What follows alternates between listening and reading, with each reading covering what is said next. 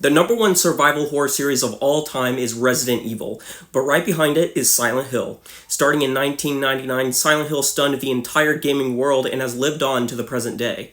Now, there has been some dark periods, specifically the early 2010s when the fans and developers were at each other's throats, but the series is in much better hands right now.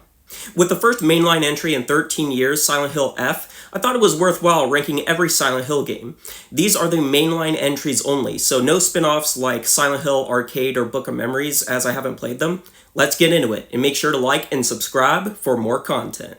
Alright, at the very bottom has to be Silent Hill Downpour. Many people probably have this higher on their ranking list, as it is much bigger in scope than the prior games, but that's exactly why it's my bottom entry. Despite being the biggest Silent Hill game yet, it fails even harder. The graphics are horrible, the performance is awful on consoles, it's not scary, the combat sucks, the puzzles aren't the worst, but they're still bad, and the open world is just terribly designed. You know, for an open world Silent Hill game, there's hardly any monsters to see. It really is just boring. All the side quests are lackluster, and I can't remember a single one. The story starts off strong with a great intro, but derails fast, with the multiple endings especially destroying much of the plot. There's not much good about this game at all. The game has unskippable cutscenes too, which I actually used to my advantage. I got 1000 gamerscore on Xbox because I used the unskippable cutscenes as reading time for books in college.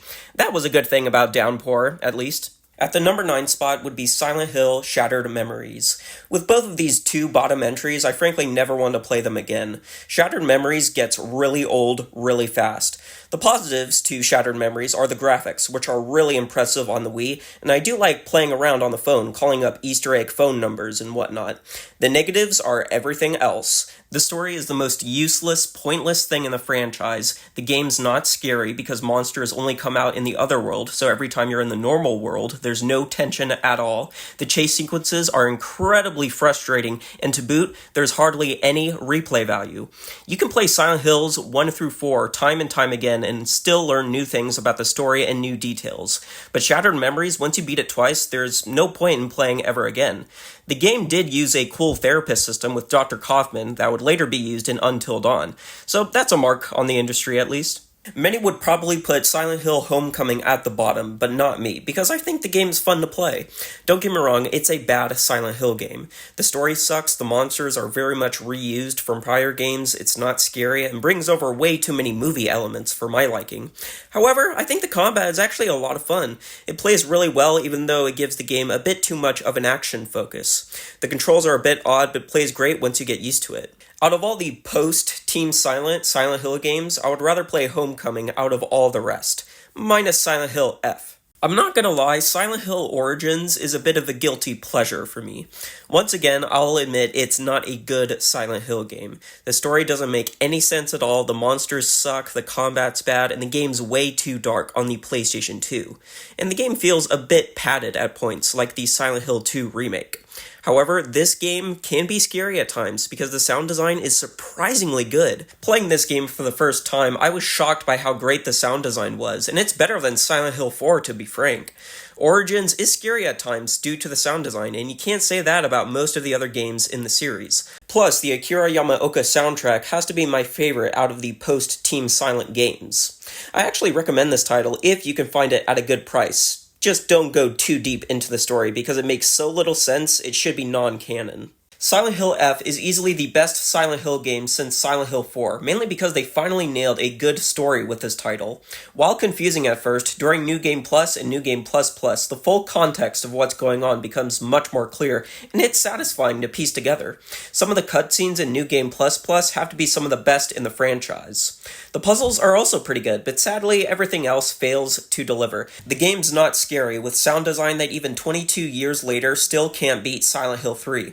Plus, the combat is Dark Souls trash, which has no place in a mainline Silent Hill game. It's a huge step in the right direction, but ultimately falls short in matching the original 4 titles. This placement was tough, but I'm ultimately choosing Silent Hill 4 for the number 5 spot. I personally like this game more than the number 4 spot, but objectively, it is inferior. The main issue I have with Silent Hill 4, despite its creative genius, is that it's just an unfinished game at the end of the day. The sound design needs some serious work and leaves a lot to be desired. Everyone makes fun of the burping patients for good reason. There's not a lot of post-game content either, not even a UFO ending, even though there was supposed to be one if you look into the game's files.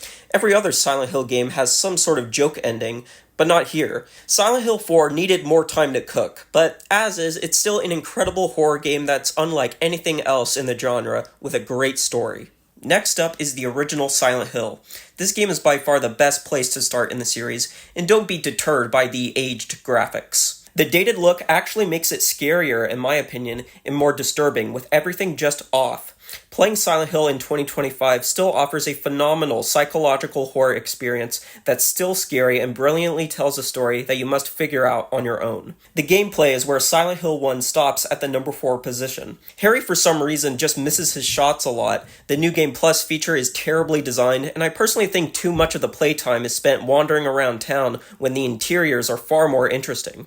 That said, it's still a certified classic that holds up to this day. In the number 3 spot is the Silent Hill 2 remake. Everyone and their mother thought this game was going to suck. Even the Gaming Brit show did a preemptive video complaining about remakes, expecting people to hate the Silent Hill 2 remake, only to lead to embarrassment once the game came out.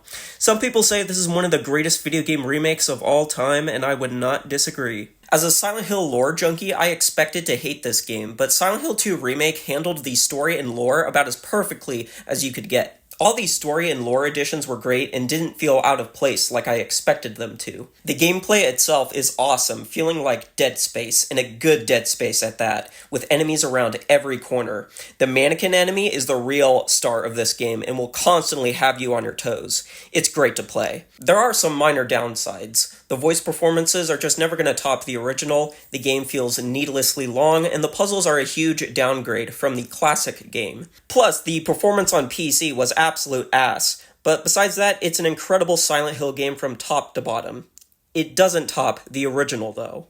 The original Silent Hill 2 is the more refined and better crafted game. It's shorter, with just the right amount of length, the voice acting is some of the best in gaming history, and the level design outclasses the remake in spades. Compare the hospital in both games. The hospital in the original, while unrealistic, fits perfectly design-wise for the psychological horror feel, with it being very enclosed. The remake is more realistic, but loses that design edge of the original and meticulously crafted feel. There's not much more to say that hasn't already been said. It's a survival horror masterpiece that everyone needs to play once in their lifetime. At the number 1 spot, it's Silent Hill 3. This game is just about perfect. It's by far the scariest Silent Hill game ever made, with the best sound design, the creepiest levels, some of the best graphics on the PlayStation 2, and the story slaps. It's a great continuation of Silent Hill 1, with it ending on a perfect note. All of the characters are fantastic, especially our lead Heather, which was the only female protagonist in the series until Hinako in Silent Hill F. The enemy roster also has to be the best in the series. From start to finish, it's a damn near perfect survival horror game with great pacing and frights that never stop coming. The only downside I have is the final boss, which is way too hard to the point where I actually quit my 10-star run of this game because I could not pass the fight on hard difficulty with under 500 points of damage. But it's a nitpick in the grand scheme of things. Silent Hill 3 is a top 3 horror game ever made and an absolute must-play for any gamer. Just make sure to play Silent Hill 1 first.